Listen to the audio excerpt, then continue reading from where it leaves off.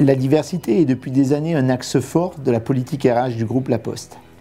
Le handicap est un sujet traité depuis de nombreuses années et qui a été repris dans un accord signé en 2012 pour l'ensemble des métiers du groupe. En Franche-Comté, nous avons souhaité, en 2013, mener une action de sensibilisation et d'information autour de handicap pour lutter contre toutes les idées reçues. L'objectif de cette action est d'amener le personnel en situation de handicap à mieux gérer leur situation. Il est également d'amener les managers à changer leur regard sur le handicap et enfin d'amener nos clients en situation de handicap à mieux connaître les adaptations que nous avons faites pour leur faciliter l'accessibilité à nos établissements, aux postiers ainsi qu'à nos offres. Je vais vous laisser découvrir le film que nous avons réalisé et qui constitue pour moi une trace importante, un témoignage de l'implication, de l'action et de l'humanité de tous les acteurs qui sont intervenus autour de cette opération.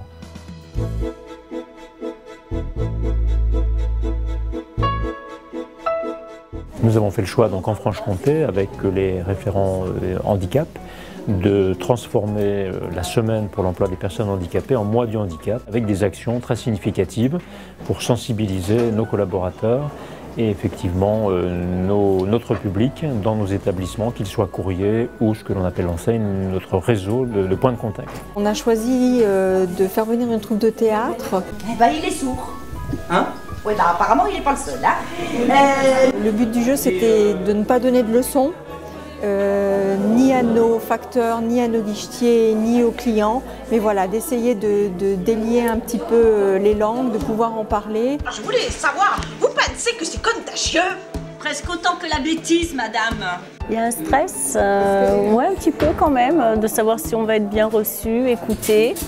Des fois, j'ai la sensation qu'on n'est pas très écouté, mais en fait, si. Traiter le handicap est quelque chose d'un peu différent de ce qu'on a l'habitude de faire quand on travaille pour les entreprises, par exemple, parce que c'est quand même un sujet qui touche au niveau émotionnel. Eh ben maintenant, il monte sur les genoux et hop, on roule. C'est très émouvant. On doit supporter le regard.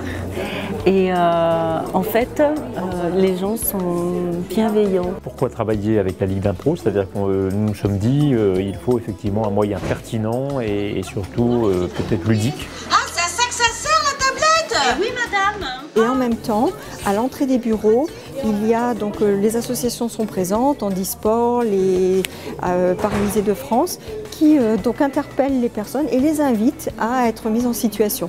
Mais aussi, on les invite à venir faire des opérations avec ce matériel-là pour qu'elles voient vraiment, quand on voit plus rien, comment est-ce qu'on peut écrire ou rédiger une lettre recommandée. L'impression d'avoir 8 ans. C'est bizarre. Mais bon, après, au fil du temps, il voit qu'il y a moyen de le faire. Toute personne qui participera fera des mises en situation sur le thème du handicap. Ça sera toujours un bon point pour nous et ça permettra aussi aux clients de se réapproprier leur bureau qui a été transformé en ESC il n'y a peut-être pas si longtemps que ça, donc de le voir autrement. Et aux collègues de voir pourquoi les aménagements ont été faits comme ça, pourquoi on leur parle de 140 cm entre deux gondoles ou des choses comme ça. Ça permet de se rendre compte comment on peut faire les choses. Ça remonte le moral de ceux qui ne peuvent pas bouger, je pense. C'est vrai qu'il faut de la force. Hein. La fédération donc, régionale Handisport Franche-Comté nous aide beaucoup sur ces actions puisque sur les sites sur lesquels nous intervenons propose différentes animations tant pour nos collaborateurs que pour nos clients, parcours en fauteuil roulant, tir à l'aveugle et j'en passe, hein, d'autres activités qui permettent justement de se mettre en situation et je dirais, d'après les retours que nous avons, de mesurer la difficulté, effectivement, lorsque l'on est en situation de handicap, de pratiquer effectivement au quotidien ces activités. Il n'y a qu'en étant dans une mise en situation qu'on arrive vraiment à saisir ce qui se passe. On a tout de suite les limites, on s'en rend compte un peu mieux, tout au moins.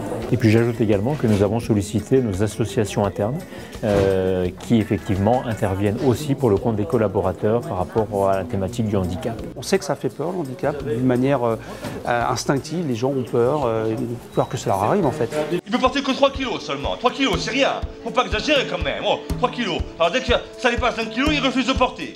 Qu'est-ce que je peux faire? Quand on est en train de jouer, on est en train de jouer, de toute façon. Alors évidemment, on sent les réactions des gens, mais ça ne nous empêchera jamais de jouer, même s'ils nous jettent des tomates à la limite. Hein. Nous, on est là pour aller jusqu'au bout. C'est effectivement le côté professionnel de la chose. On ne se laisse pas déstabiliser facilement. Après, c'est plutôt les gens qui viennent nous voir après les sketchs et les témoignages qu'ils nous apportent à ce moment-là. C'est plutôt ça où il y a de l'émotion ou des instants particuliers. Là, on pourrait être déstabilisé, mais c'est pas grave, on n'est plus en jeu. Donc là, on redevient des êtres humains lambda, on va dire, avec un petit cœur qui bat.